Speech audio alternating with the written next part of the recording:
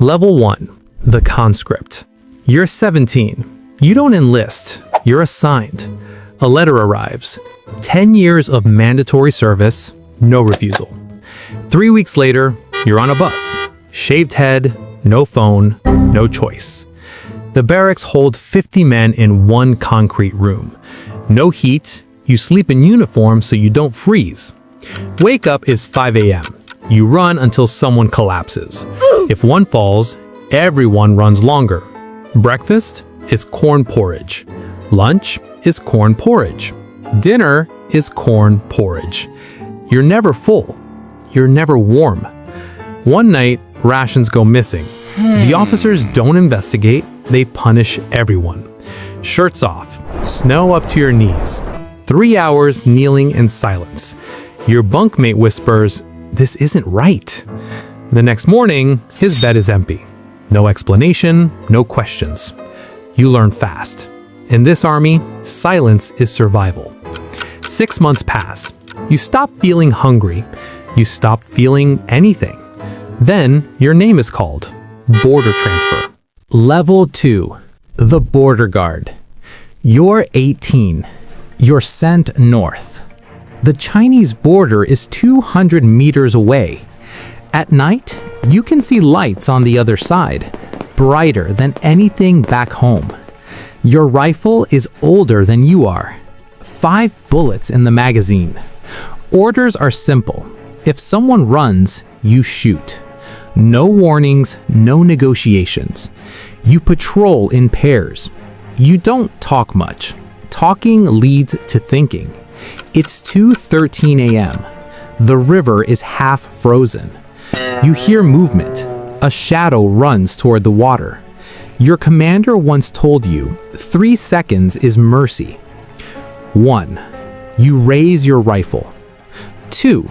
The figure reaches the riverbank. 3. If you shoot, you kill someone trying to escape. If you don't, you become the suspect. And suspects don't disappear alone.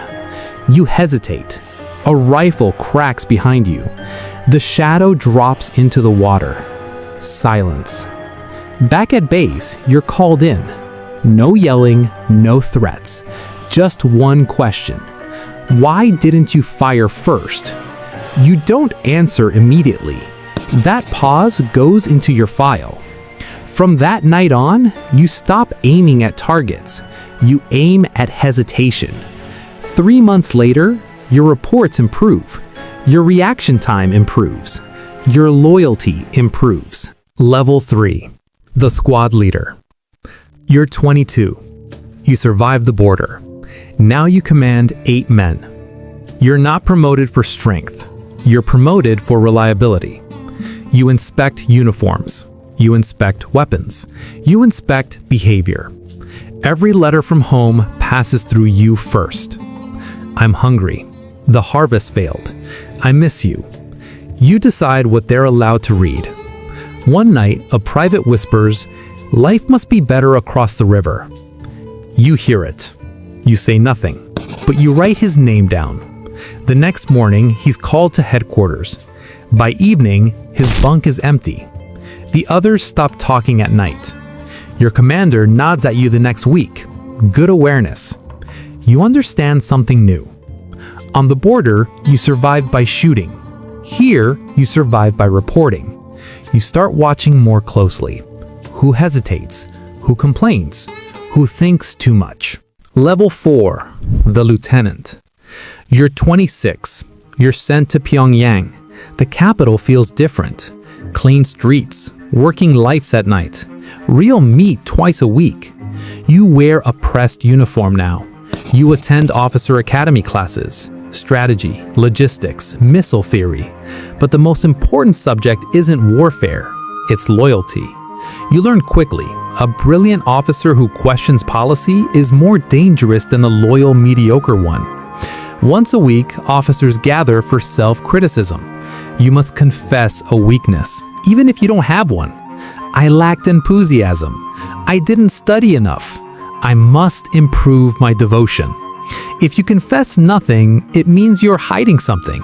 You choose your words carefully. One lieutenant speaks too confidently. He corrects a superior during a briefing. 2 weeks later, he's reassigned. Rural Logistics Division. No one says why. You're given his responsibilities. Better apartment, higher clearance, closer access. You understand the pattern now. Talent is optional. Visibility is dangerous. And loyalty must always be louder than competence. Level 5. The political officer. You're 32. You no longer command troops, you command belief. You're assigned as a political officer to a missile unit. Even the commanding officer answers to you on ideological matters. Your job isn't strategy, it's loyalty. Every week, soldiers sit in a circle. They confess weaknesses. I felt tired. I hesitated during drills. I didn't study the leader's speech enough. You take notes. If no one confesses, you push harder. Silence means concealment. You start noticing small things. Who claps first? Who claps last? Who avoids eye contact? There's a young officer, smart, respected, popular, dangerous. He doesn't criticize himself enough.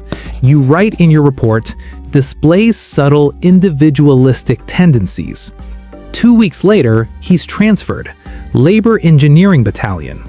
Your influence grows. You're invited to higher meetings. You're trusted with sensitive evaluations. But one afternoon, you're called upstairs. Your superior flips through your reports. Your assessments lack urgency. You understand immediately. Someone is assessing you. You built a system of surveillance. Now you're inside it. Level 6. The Colonel. You're 40. You oversee thousands of troops. You have a government car with a driver, a larger apartment in Pyongyang, imported alcohol at private dinners. Your children attend elite schools. Your parents were relocated to better housing. The system rewards loyalty. You manage missile readiness reports, training cycles, security clearances. Your signature moves resources. Your approval moves careers. But everything is documented. Your phone is monitored. Your driver rarely speaks. Your security detail changes without notice. At high-level meetings, generals speak carefully. No one interrupts. No one jokes. A general you dined with last month misses the next meeting. No explanation. His name is not mentioned again. A missile test under your oversight malfunctions during rehearsal. It's not catastrophic, but it's recorded. An internal review begins. No accusations, just questions. Why was the timing adjusted? Who approved the sequence? You answer calmly. Your report is accepted, for now. You understand something clearly. At this level, mistakes don't disappear. Level 7, the General. You're 48. You stand on the platform during a military parade. Medals on your chest, cameras everywhere. The world sees strength. You feel exposed. You attend high-level defense councils now. Missile programs, satellite launches, border incidents. Phones are left outside. Notes are memorized, not written. Every sentence is measured. Every pause is noticed. At one meeting, a chair is empty. Last month, a general sat there. This month, no one mentions his name. A satellite launch fails during testing. Foreign media reports it within minutes. It becomes a national embarrassment. An investigation begins quietly. You're not accused, not yet. Reports are reviewed, timelines are examined, responsibility is mapped upward. You're asked to publicly criticize another general, a man you've worked with for 20 years. If you defend him, you align with failure. If you condemn him, you survive longer. You choose your words carefully. He disappears 2 weeks later. You sleep less now. Every knock at night feels final. Every sudden meeting feels staged. You've climbed for 3 decades. Now you understand the truth.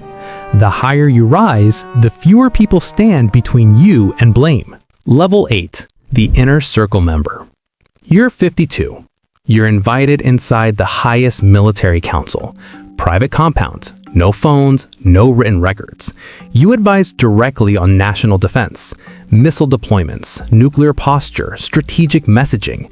You're closer to power than almost anyone alive.